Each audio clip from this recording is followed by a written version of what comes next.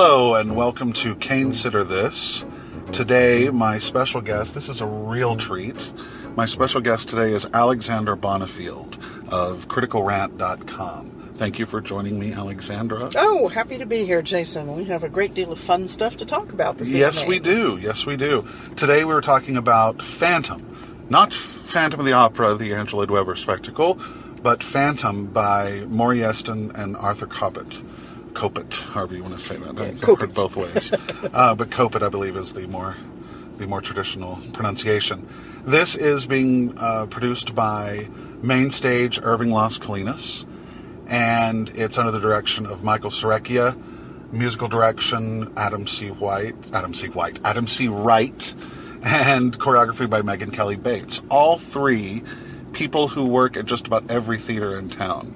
So this is a bit of a pedigree of Dallas notoriety. Yes, exactly. And then with some really, really unique projection design, animation, and scenic design. Projectionist is Nate Davis, and scenic design by Joseph Cummings. Yes. Makes this an extremely unique production. Absolutely. And it's really one of the best reasons to see this production, because you don't see shows like this around here a lot. Songs for New World at Uptown Players employed the sort of projection device throughout very effectively, but you really don't see it very often. And this is something Mainstage has been gearing towards for a long time. They did a capital campaign. They did the whole capital campaign for this projection, and it's something I believe they're going to incorporate in future shows. And it's a way to build sets Absolutely. in the most incredible way without having to lay a stick of lumber down on the stage, practically. Or have to paint any backdrops. Yeah. You can actually shift your backdrop image instantly through the computer-generated stuff, or through some of it was actual video that was shot, which was really interesting in some places to see the actors projected on the. For one moment, there was the Vicomte. Is it Vicomte? What do they say in here? The Comte de Chandon. Yeah. Whenever he's peering down into the depths of the opera house, and it was nice. And then you kind of disappear down the rabbit hole yourself. Well, and then there was the scene when Christine is supposedly playing Titania and falls apart on stage. We're seeing it from backstage. Correct. The way the projection is set is we're looking out into the opera house, and the entire cast is facing upstage. So it's though we're backstage watching. Very interesting perspective. Yeah, a totally unique one. And brings you into the production. Precisely. Quite a bit. Yeah. Most people are familiar with the Lloyd Webber score, and this differs tremendously from that. This is a much more traditional, not even really musical theater. No, it very demands operatic. a great deal more of the voices. Absolutely. Both in terms of range and training and the style of delivery. You know, I'd say the first act has a very comic opera feel to it. It does. You know, or operetta almost. And it was a little lightweight. And if you're not familiar with it, most of us are not that familiar with it, you think maybe this is just going to be an entertainment. Right. A divertissement, as we would say with the French opera. And it becomes more serious in Act 2. And it's interesting, it has its real depth as the show proceeds. And that's another thing that's very interesting about this this piece, is that a lot of musicals have troubled second acts. And that's sort of theater lore is a lot of shows have, it was good, but a tricky second act. Well, it's a lot of times, too, I think a playwright basically has a wonderful setup. They have an idea, but then they don't quite know how to resolve it. Right. And so that you're stuck with trying to sort of shoehorn something together, and that's not how this works. Well, and the one thing with this show is that you've got the source material. You've got Gaston Leroux's famous novel. Right. Which this follows more very closely. Correct. It's not exactly the same story as the Andrew Lloyd Webber at all. It has a different set of relationships that it emphasizes. Absolutely. And so you have a different way of relating to the Phantom. I don't have the sense that he is evil.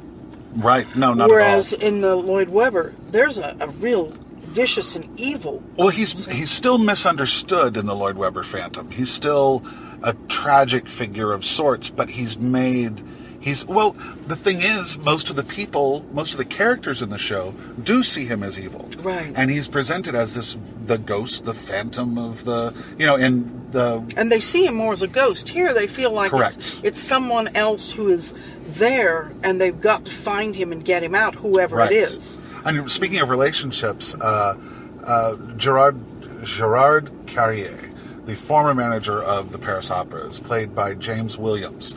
James Williams is a frequent... he frequently treads the boards of Lyric Stage right across the hallway from the ICT. other people sort of just hopped over yes, exactly. the rail, shall we and say. He's known the Phantom all of his life, and without giving away too much, he has a very special relationship with the Phantom, called Eric here, as he is in the Gaston Leroux novel, but not in the Lloyd Webber Phantom. And you were mentioning the different relationships. His relationship with the Phantom was very touching.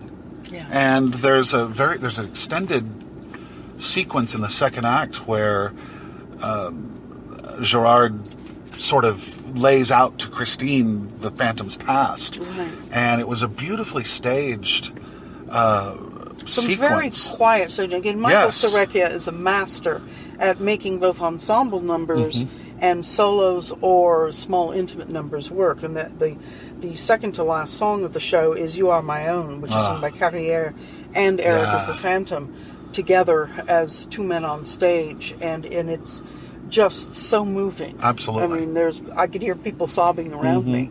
And I didn't think I was going to have an emotional connection to this show in the first act. Yeah. And it really... And that's what... Lloyd Webber kind of front loads his emotion in his Phantom. And in this, it really takes you... You have to take that journey with them. And once you have taken that journey, it suddenly just kind of hits you in the second act. Well, here's a question for you. One of the famous parts of the Lloyd Webber production is when the chandelier crashes to the floor. How did you feel about how the projection version of this worked? I felt it was a little bit rushed. Yeah. But, of course, you can have an effect you cannot have with an actual chandelier. Yeah. And I thought that was spectacular. Yes, exactly. Yeah. Absolutely. And famously, that was the most expensive set piece ever created for a Broadway show was the Lloyd Webber chandelier. And in this, they were able to do something you just couldn't do in a Lloyd Webber Phantom, the way that it's constructed. And I thought it was a little quick. I thought it was a little quick, but I thought the interaction with the cast... Absolutely. ...to a projected effect. I mean, in some ways we were watching a slideshow of effects. And at times it was distracting. A little distracting, but there were moments when you were sort of pulled further into the show because of what was happening. For instance, when they show when Eric, the Phantom, is carrying Christine down into his lair, so to speak. I don't know where the catacombs were that they filmed, but they were pretty dank and pretty scary. Yeah, they were. And you were walking along with him in these corridors that looked like you could have had stacks of bodies tucked into corners and places. Yes. Oh, it was real, and rats lurking. It was unsettling. It was very unsettling. And, there's no way you could have built that as a set piece. No. I mean, you wouldn't have wanted to. It wouldn't have had the same effect if it was an actual built set piece. Yeah. And the set pieces that they did have functioned extremely well. They had a lot of stairwell units that were free floating, and there were moments and times when they were moving about the stage as you were looking at one scene ending and one beginning, and so the transitions were incredibly fast and swiftly enacted, and very, very specifically directed by Absolutely. Michael Serecchia. There's a section in the second act where they're chasing the Phantom through the streets, and I was blown away at how brilliantly that whole sequence was staged. The cast, the set, the projections, everything really melded together the best. And I, as a director, I can see just how much could have gone wrong were that not drilled and drilled and drilled. Yeah. And I don't always like to make this sort of proclamation, but because I don't like to make this sort of distinction unless it's necessary, but I think it is necessary. We technically were at a community theater tonight. Yeah. And this production does not look like a community theater production. Well, and certainly with the caliber of singing Absolutely. that we had here, with both the female and male leads, were breathtaking. And Absolutely. Christine Daae, played by Kristen Lassiter. Kristen was Joanna in the recent Uptown Players Turtle Creek Chorale, Sweeney Todd, that Maisel Srecchia also directed. And the Phantom was played by Patrick Jones. Right. Who was recently also, where was he? Oh, Patrick Jones. He debuts here. He just got his master's in voice from UNT. Yay! And obviously pursuing an active performance career. He was also in Sweeney Todd and with UNT opera Romeo and Juliet. Yes. And Giannischicchi with the University of Montevallo Opera Theater. Oh boy! Yeah, so he has a future. He's got his credits. Oh my goodness, and yet both he's of them. As someone said to us this evening, both Christine and Eric are 20-nothings. Yes, yeah, they're just very enjoying young. their lives and having a wonderful time being young people that Right. have incredible instruments. Oh, and I was talking about front-loading earlier. And Lloyd Webber front-loads because, of course, it was originally written as a vehicle for his then-wife, Sarah Brightman. Right. He front-loads his showcase of Christine's voice. And even though she's the first person to sing in this show, I didn't really get blown away by what she could do until much later in the show. Yeah, and I think it may have been the miking. I think at partly, first it but was a little under. But I also underplayed. think, she was a little swallowed up in that first number. But I think it's also a little bit by design. Because in the second act, when she starts letting loose, that's after the Phantom has been giving her lessons and everything. Supposedly her voice is improved because of his instruction. And it was just phenomenal. Yeah. Amazing. Yeah. And I enjoyed her quite a bit as Joanna. I don't know if you saw the Sweeney Todd. No, I didn't get to see the Sweeney Todd. I've never been a fan of Joanna's music in Sweeney Todd. She sings possibly the worst song I think Stephen Sondheim's ever written. Which one is that? Green Finch and Linnet Bird. Okay. Green Finch and Linnet Bird, Nightingale, Blackbird. And it's just a boring song to me. And I think Sondheim... A placeholder. I think he meant it to be boring because she's kind of a simpering sort of character in the show. I thought she sang that beautifully at the Uptown Turtle Creek Chorale production. But in this, she just gets to showcase that voice tremendously well. We have not mentioned the highlight of the first act. Possibly the only reason, or the best reason to sit through the first act is Courtney Kimbrough as Carlotta. As Carlotta, yes. I was just getting ready to mention her too. That's the one song that I knew from the show was This Place Is Mine. And good Lord, does she take that stage for that number. Is that a killer number or is that? I mean, really she was hysterical. And also, again, with the projections. They have this marvelous, marvelous projection of a painting of her in this most, pretentious pose. Absolutely. And by the end of the song, the face of her painting changes into a smile. Yes. She has a bit of a leer. A bit of a leer at first. It's the equivalent today would be the selfies with the duck face. Exactly. Is the look she has at first, but then as she hits her final note, she's so pleased with herself. The painting, the portrait is pleased with herself. Yes, the portrait cheers her on, which is a sort of a wonderful commentary on it, which again makes it feel a little bit more like comic opera because you're not thinking phantom, dark, romantic, deep, and then suddenly we've got this funny thing going on in the first act, which is terrific. It's beautiful. Now, by contrast, there is a beautiful sequence, as we mentioned in the second act, called The Story of Eric Ballet. And oh my gosh, I will not get this poor woman's name right, so I will put it up on the screen. It's Ika Chigadichi. I can't do it. I will. It's on the screen right now, and you will see why I'm having trouble pronouncing it. Yeah. But she's a beautiful woman. You can tell both the actress and from looking at her headshot. The portrait that was put up of her did not do her justice. No. It seemed like it was it looks like a bad headshot. A bad headshot. That's exactly what I was thinking. A bad headshot that was taken out in the hallway before the show. It was very weird. Yeah, with a weird light, and maybe they sort of pasted different hair on her. I don't know what happened, but in contrast to that gorgeous portrait, which was a photo of Carlotta in the first act, it was very strange that that's what that looked like. But she teaches ballet full-time at Person Center Dance at Highland Park, and so she's... Beautiful dancing. Oh, my goodness. And it's dancing like you see in the original Oklahoma. The Laurie Dree Ballet. The Laurie Dree Ballet, where all of a sudden you have this romantic interlude that you're not expecting. Right. And it starts to take you into another artistic level. I mean, this is a supremely high aesthetic show. Absolutely. Which, again, I'm totally blown away by. I had no idea. I thought we were going to see something that's kind of a diminutive version of the Lloyd Webber, or maybe sort of based on it. I mean, I really try to go in kind of cold to shows so that I get to react to it.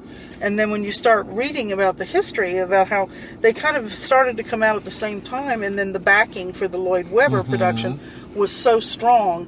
And this one is so much more legit. Right. And it's more traditional in a way. Traditional, but it also requires more of singers. Not to say that anybody singing the Lloyd Webber has to be, as a small change to sing those numbers, but they're more of a musical theater voice. And this really does require the dancing, the acting, and an operatic level of singing. And so it's more like a Joseph Papp type of production. Yeah. Well, and it, Mainstage... From what I did a show at Mainstage earlier this year, and did a podcast about Shakespeare in Hollywood. And in watching the way that this company works, I really think that they're ready to move to that next level, to become a small professional theater. Which means they're going to have to start investing in some equity contracts. Exactly. So for their directors, I mean, they're bringing in top-flight directors, like somebody like Michael Serecchia is no small change. Absolutely. Bruce Coleman directs out here a lot. They get as good as any other theater in Dallas gets. So the same thing with stepping up. It's really exciting to see them developing this and utilizing that stage as well as they did.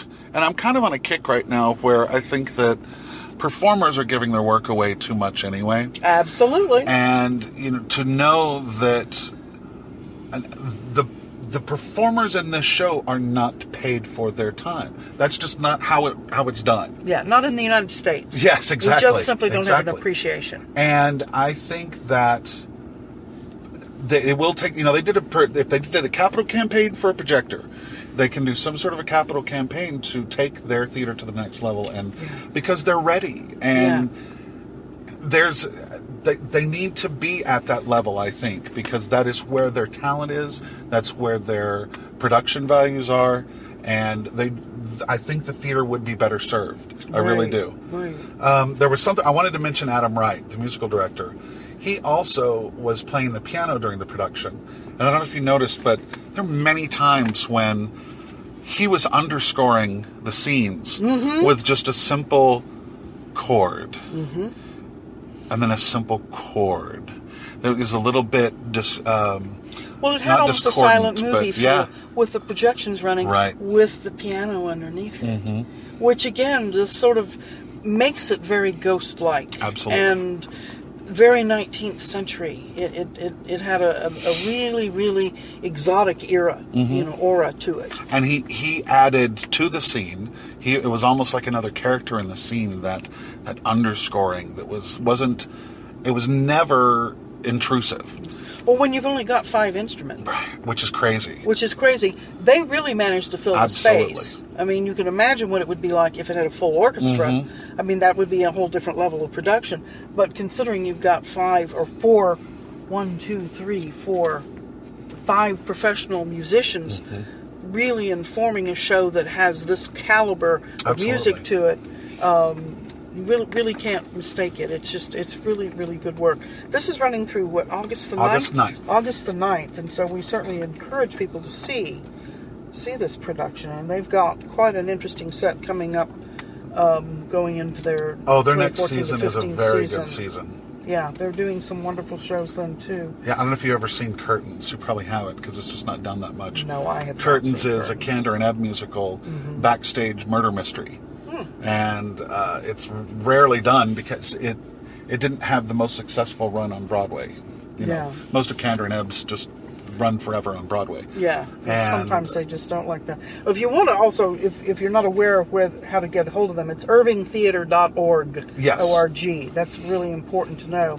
But we would strongly encourage people to come see this version of Phantom by Yeston and Kopit. The Irving Art Center, as I said in the Shakespeare in Hollywood podcast, it's an amazing sort of oasis in this very industrial area. Mm-hmm. And they've got Lyric Stage on one side and Mainstage on the other side.